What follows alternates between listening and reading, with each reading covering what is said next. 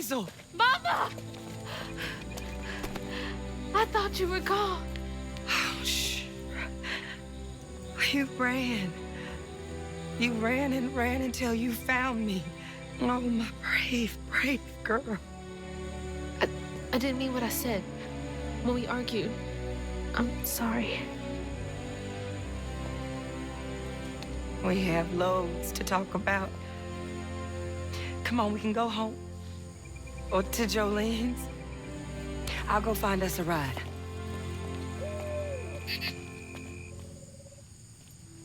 I'll meet you later. I have one more thing to do. What are you up to? I have to go to the Flood Mansion. Have you lost your mind? I know you can't understand, but I need you to trust me one more time. I can't let you go back into the mouth of danger. Please, Ma. There's so much bad coming from there. You can't see what I see. Just like I couldn't see what you were going through. I have to fix this on my own. Make it right.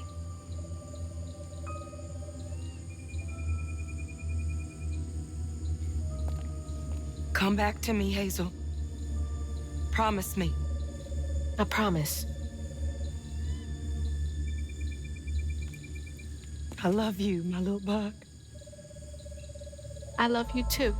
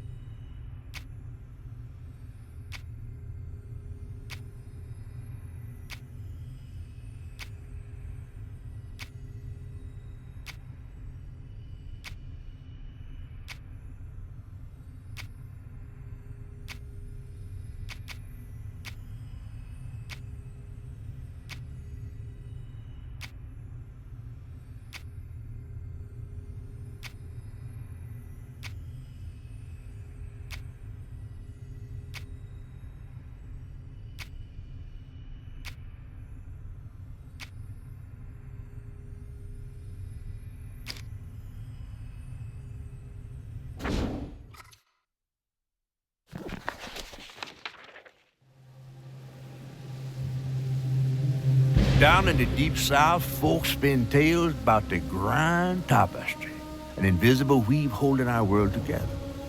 They say the grand tapestry is torn by folk sorrows, and these damaged threads give rise to them evil spirits called Haints. But every great while, a mighty storm brews, awakening a powerful force.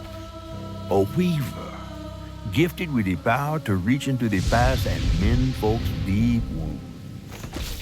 With enchanted hooks in hand, this weaver can banish Haints and reweave the tapestry's thread, restoring the land so life can bloom again, fresh and new.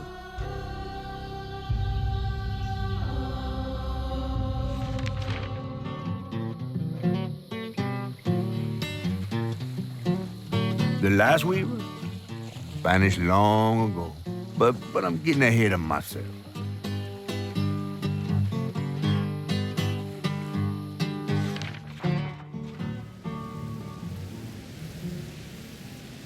Our tale begins deep in the heart of Chickasaw County, in a speck of a town called Prospero, where the last weaver was last seen.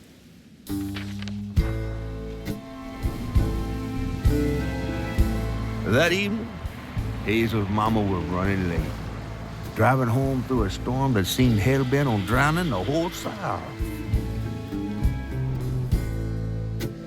Meanwhile, our Hazel is packing an emergency box, fixing to evacuate quickly. A hurricane brewing on the horizon, and a mighty big one at that.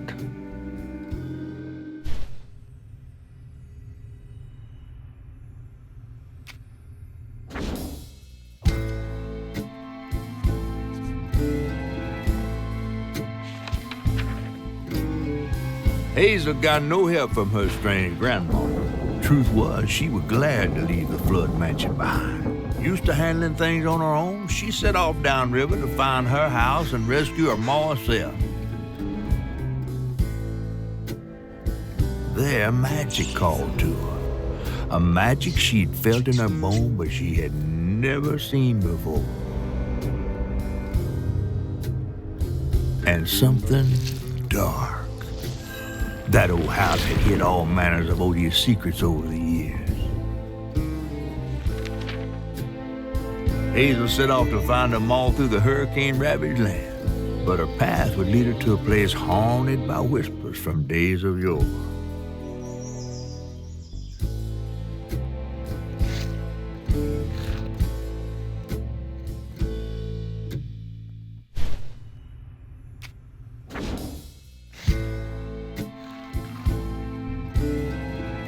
On her journey to find her house downriver, Hazel felt hushed and awed by what she saw.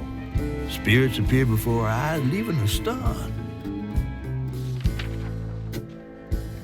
She hadn't known about Mahalia, the last weaver of Prospero, but Hazel felt a connection as she watched her weave magic. The same magic now calling to her. The farther Hazel got from town, the stranger and more fantastical the world became. She didn't know dangerous creatures from old folks' tales still abide here. And best of all, she didn't know she was about to meet me.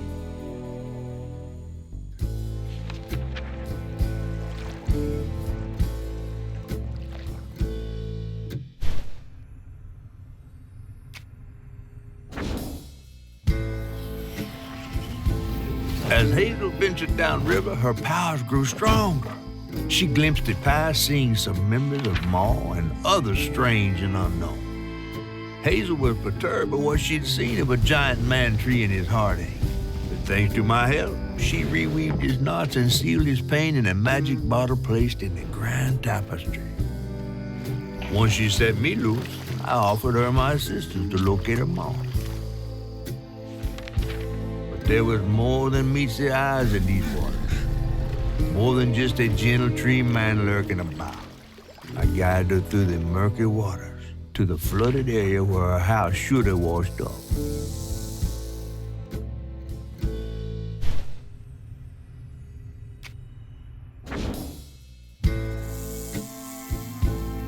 To find them all, Hazel edged closer to the river bend where her house must have washed away. The closer we got, the more I remembered those tales about gators as big as houses. But I always thought folks were exaggerating.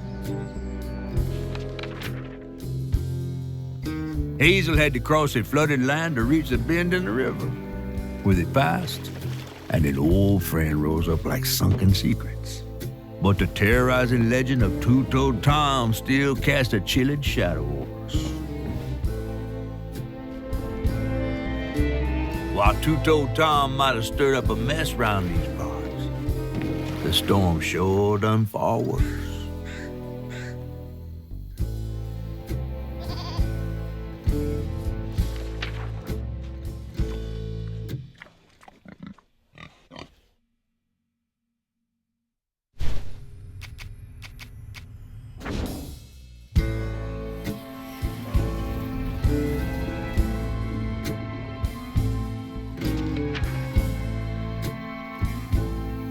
Hazel had gone into the belly of the beast to find her maw once she reached the river bend, thanks to me. But Hazel's house was covered in red yarn, a sure sign of Molly's child-stealing ways. It looked like she got to Lacey first. Maybe Lacey had crossed paths with Molly. Tales of old Molly stealing children weren't just tales. Years ago, when he was no bigger than a minnow, hugging Molly even snatched Hazel's daddy tray. But Bunny got him back somehow. Hazel would have to track down old Molly to bring her maw back. Fortunately, I knew a spot owned by Bunny where she might find some leads.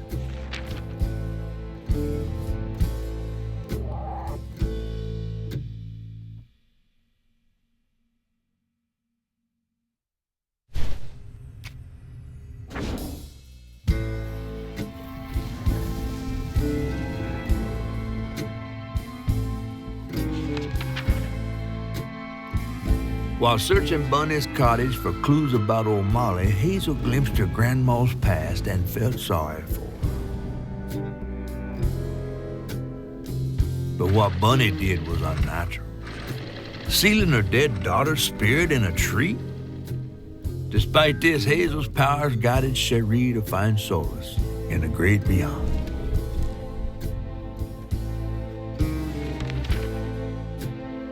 Following a lead, Hazel sought Laurent Baptiste, who knew old Molly's whereabouts, but Hazel wasn't keen on seeing him again, given a Maul's history with him.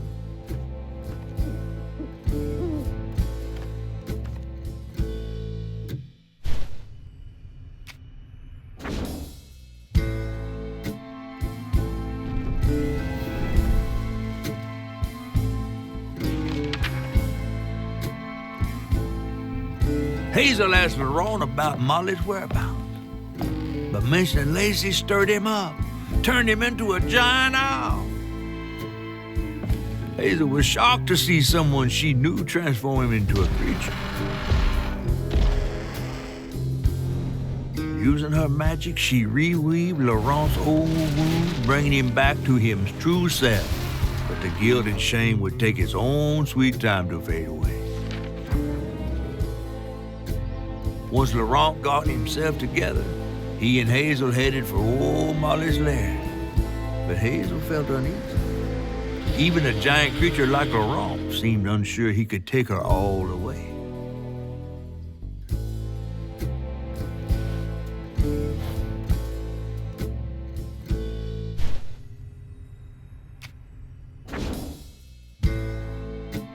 Exhausted, Laurent got Hazel as close to old Molly's lair as he could.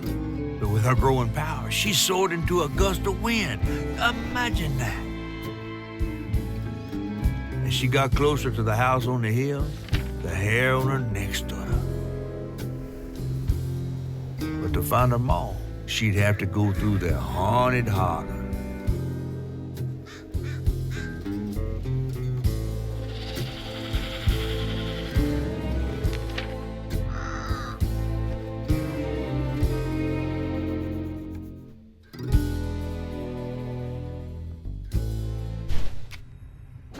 When I was a little old sack fry, folks watched out for me. But besides Lacey, Hazel didn't have nobody like that. not even my grandma. So naturally, I gave her a helping fin. A helping fin, huh? Sure. But this part's better told by me. Free falling through the air like that? Betrayed. Scared. But still, I only had my mama on my mind. And I found her. Just to lose her again. Never really realized how much of Mama's world I didn't know about. Discovering she relied on hugging Molly to rescue abused children. I had it all wrong. Getting her back felt like an impossible dream. But I wouldn't give up on her. She never would.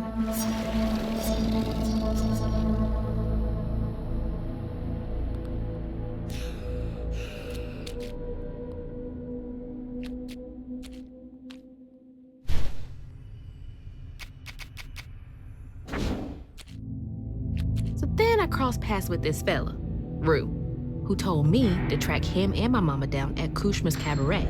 Catfish wasn't thrilled, cautioning that it was too risky, but it was my only lead. While I gathered my spindles, I was guided by a weaver from the past, Mahalia. Then I stumbled upon a gentle creature named Honey. He seemed to be in a bind, so I felt the urge to lend a hand. But in these swamps, the air was thick with ancient secrets. I had to push through to find my way out and reach my ma at Kushma's Cabaret.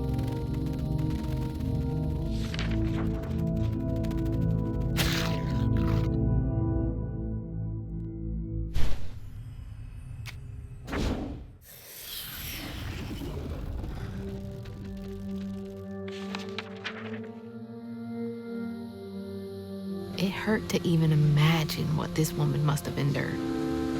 But thankfully, Honey found his way back to her. As I watched Honey's mother holding him close, envy washed over me like a wave. I was yearning to see my mama again, but my powers wouldn't take me back to her. It was gonna take a leap of faith. It's not all in a one-way trip to a spot my fish pal wouldn't even consider swimming. Is it true? No one is telling, bitter or sweet. Now, what's more compelling? Oh, follow the river, and find the town on the tap.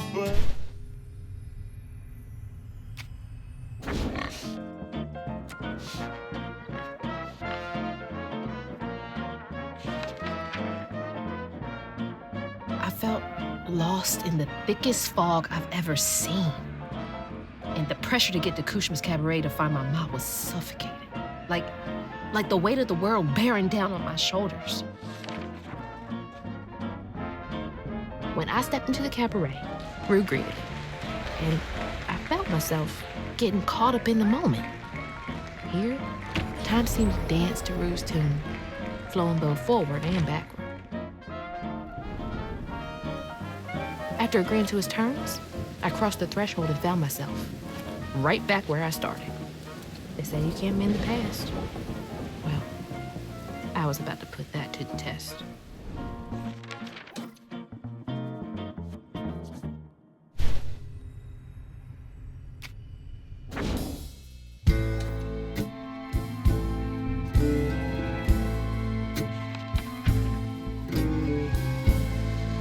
Losing my mother again felt soul-crushing. I felt drained, like I had no will left. And worse, I realized this was exactly how Kushma, the king of nightmares, thrived. But I managed to break free from that illusion. I knew I'd lose myself if I didn't break that never-ending cycle. Bottling Kushma with Mama's help made me realize that together, we could handle whatever came our way. It filled me with more pride than any gold medal I've ever won.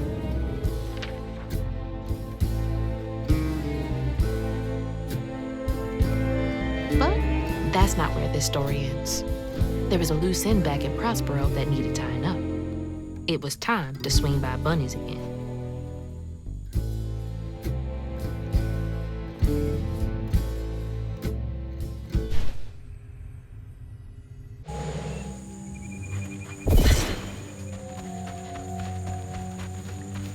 Wish me luck. If I'm not out here in a few minutes, call the authorities.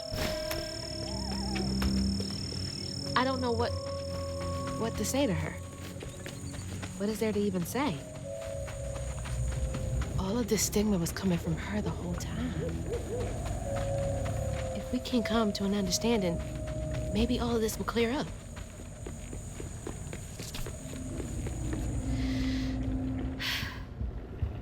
All right.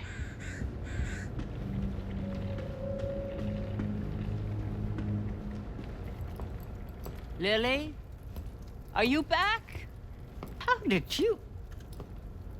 Oh, you're more powerful than I thought. Is that Molly's heart? Why didn't it work? It should have brought Sherry back. You can't bring back the dead.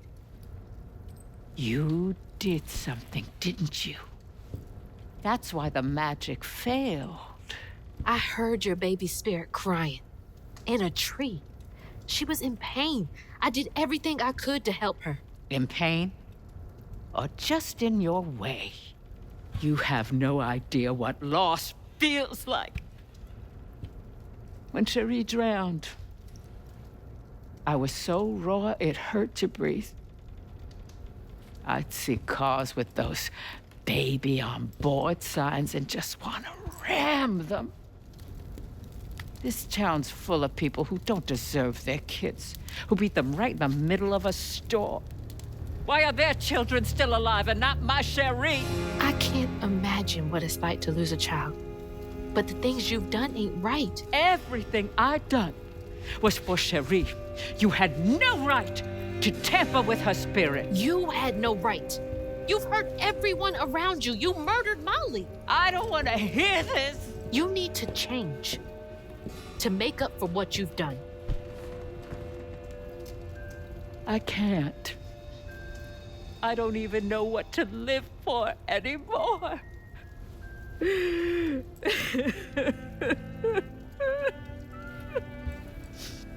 There is a way you can see Cherie again. I don't believe in heaven if you came here to kill me. No. But there is a town for folks who can't move on. Or won't. You can't do any more harm there. But think it through, Bunny. I've seen what happens to folks who can't let go of the past.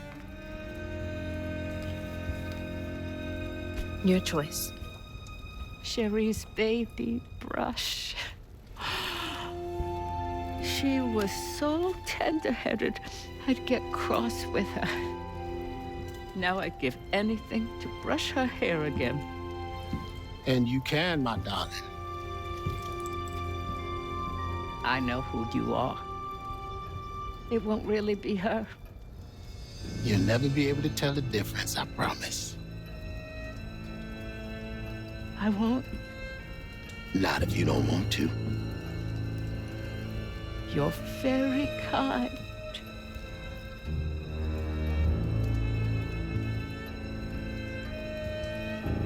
There's a fine line between mercy and justice, ain't that right, Hazel Flood? You chose a hard road for yourself. I know.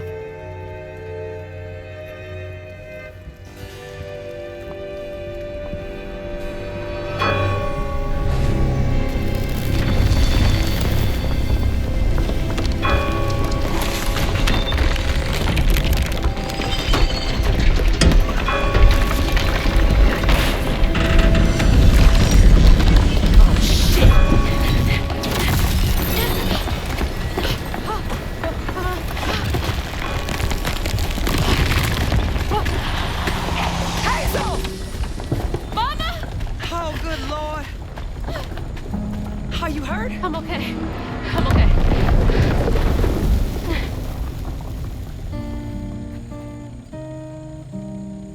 I got a lot to tell you.